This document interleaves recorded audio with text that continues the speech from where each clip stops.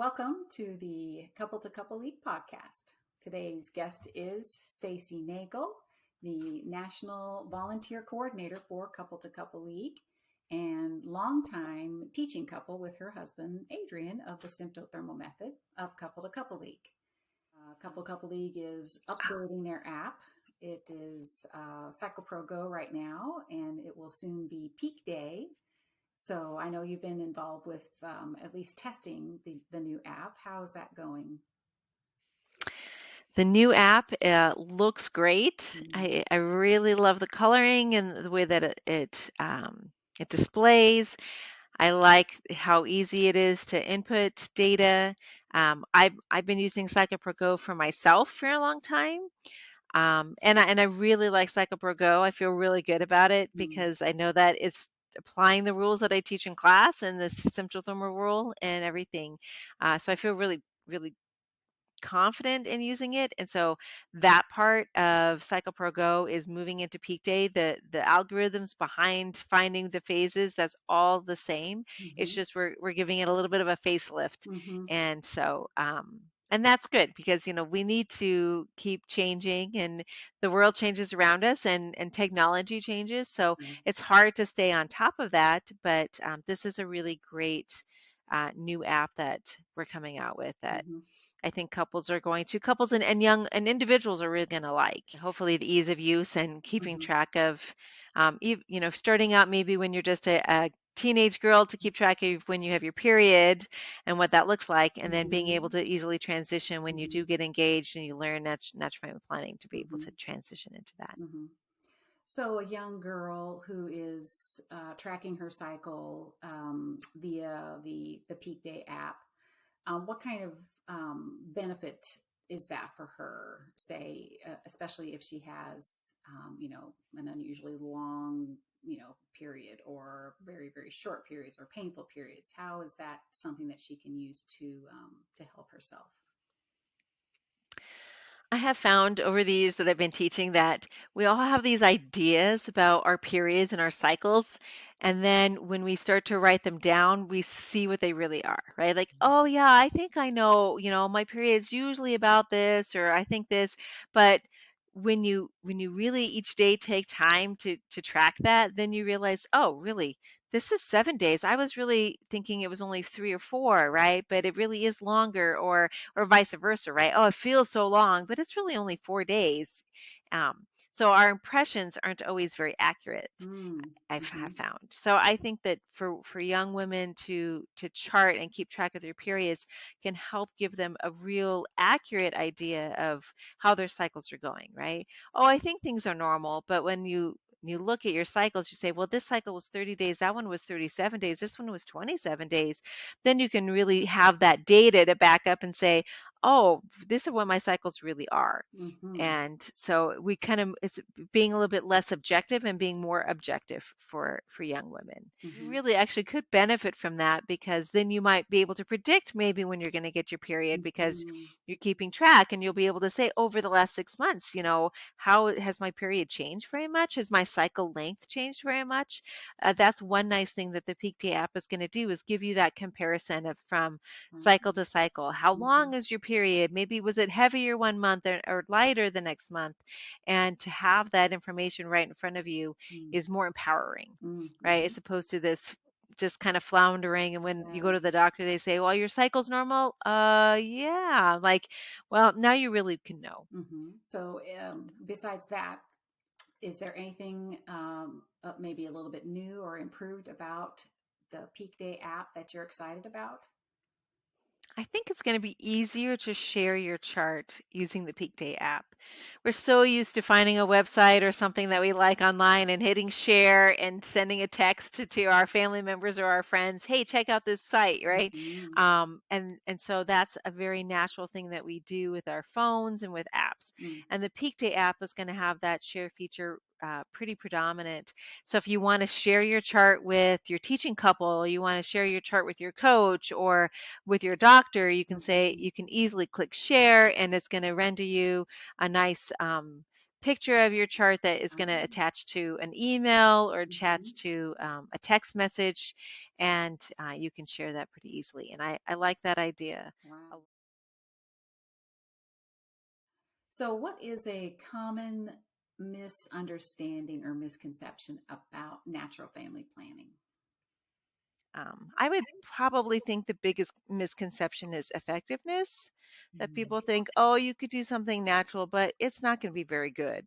Mm-hmm. So it's it's not really worth looking into because it's probably not good. Which is actually my approach when my husband was like, we should do something natural. And I was like, yeah, I don't think you really know what you're talking about. Why don't you go learn about that and then come back to me, thinking that I knew and he didn't.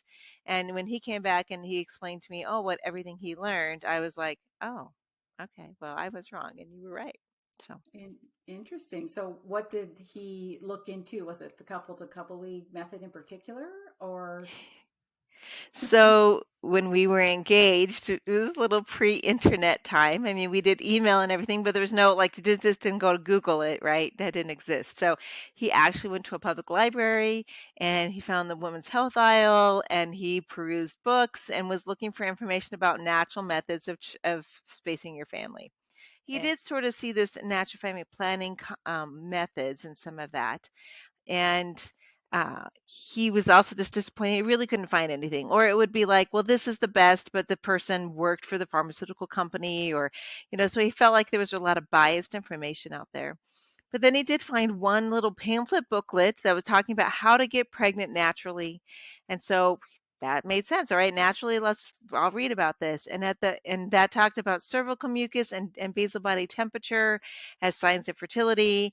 And then in the end of the book, it said, and if you want to postpone pregnancy, you just apply this information in the opposite way. And that made a lot of sense to him. He came back to me and he said, okay, this is what I learned. And I was like, oh, that cervical mucus thing I had experienced, didn't know it was normal or natural, and so that really piqued my interest and I had to go read about it. I read the book by the Billings and learned all about cervical mucus and thought, okay, this is real. Like I could do this. And basal body temperature, I'd seen that in, I don't know, TV and movies. People took the temperature when they were trying to get pregnant. So it made sense that that was a sign of fertility. So once he mm-hmm. kind of came back and said, oh, this is everything I learned, I was like, oh, I didn't know that. When you've talked to young women, young couples, engaged couples, do you find that women in general, maybe more so in the past than now, I'm not sure, but women in general are not that knowledgeable about the normal functioning of their bodies?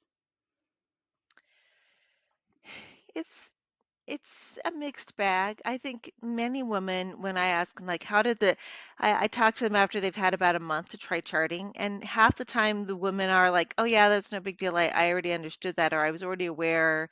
I really get that part. And other women are just like, it's totally foreign to them. Mm-hmm.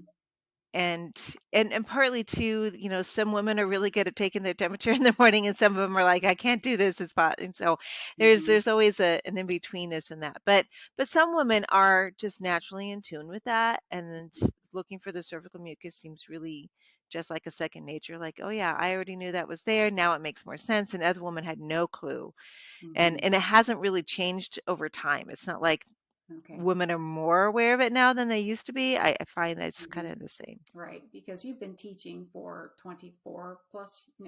How long have you been teaching? We've I'm been sorry. teaching for 20 years. We were Okay. certified in December of 2002. So we just celebrated our 20th teaching anniversary, I guess. But we learned to NFP 26 years ago. Okay. So we've All been married righty. 26 years. Um, so you mentioned coaching briefly earlier. What exactly is that, and how does that fit into what Couple to Couple League is offering? So, as a teaching couple, we are always available to our students, right? If they have questions, but for the most part, we really only see our students while we're in class. And so, while you're in class, I can talk to you about your charts. You have questions, we're available right there. But then I think people leave the class and they become committed to using NFP. But then, if they have any problems, they don't really know where to turn. And sometimes people have been reaching out to their teaching couples, and they do reach out to them all the time. And some people want their teaching couple to help them every single month or for a long time. Mm. And while we're happy to do so, it can be a little daunting as well. Um, and because people then, they get married and then they move, or they, throughout their lives they move and they lose touch with their teaching couple, and they don't know who to ask if I have a question at a different Mm. time. Like, I just had a baby, now I don't know what to do, right? So, Right. pardon me, part of what I think then our coaching program is to help coach couples through using NFP. And I think my best analogy about it is, you learn to swim, you go to a swim instructor, they teach you the strokes, they help you get comfortable in the water, and they teach you what to do. Your swim coach is the person's like, they don't teach you how to swim. You already knew how to swim when you joined the swim team, but your coach helps you to do it better and to do it easier, and Yeah. helps you through any struggles you might have, Sure. right? And that's how I see the same thing with coaching. We have all these wonderful teaching couples who instruct you at the beginning, but our coaches are there for you to help you through those difficult times, through those times of transition when you're maybe postpartum or going into perimenopause and things are a little different, and you just need a little bit of support during that time. Or even looking, you've been practicing and charting for a little bit and you realize my cycles are really difficult and I don't know what to do about it. Mm-hmm. The coach is the person who's going to be able to say, all right, let's take a look at your charts. Let's see what can we do to help your cycle out, and help, and even just the use of NFP itself, because you might have really great cycles, but it's how do you struggle through abstinence? How do I struggle with, my husband and I are struggling with this, and all of our coaches are longtime NFP users themselves, so they have Mm-hmm. their own experiences to draw off of, Mm-hmm. and then helping you with your cycles is something that we all have a passion for. Mm-hmm. So we're trying to make it easier for anyone who's struggling using NFP to use it better. Mm-hmm. And but it's been hard to get that word out. So Mm-hmm. hopefully this podcast might be one of those ways where if you're struggling with your cycle, if you're like, it seems like phase 3 is always super short, like meeting Mm-hmm. with a coach and just doing a chart review, or getting some ideas of what can I do to change my cycle better. That's what coaching's all about. Mm-hmm. You can go to the CCLI website and click on Get Help, I think, and that takes you to actually our outreach program, which is called Fertility Science Institute. And so that's where the coaching program is residing, is part of Fertility Science Institute. The Couple League is about teaching NFP, and we teach as couples to couples, but our coaching program is usually single people. It's either the wife of the teaching couple, or we do have the husband of one of our teaching couples. He is a coach and his wife is not. So it's a way for individuals to reach out to couples, without necessarily doing it in the couple to couple league type of past. Mm-hmm. So the Fertility Science Institute is where the coaching program resides, and so you could also connect to that from the CCL website, or you could go to fertilityscienceinstitute.org. That's the website for that, and you can learn about the different programs we have, and we can instruct you if you're not a typical CCL member. We have programs to help instruct you in NFP as well, but we also just want to help you with problem cycles that you might have or any difficulties you might come across. And even if you have pretty normal cycles, if you want to improve on them in that regard too, we can help you with that. At least So that's our hope. like health and nutrition, that kind of thing as well. Right. Mm-hmm. Thank you so much for sharing Right. your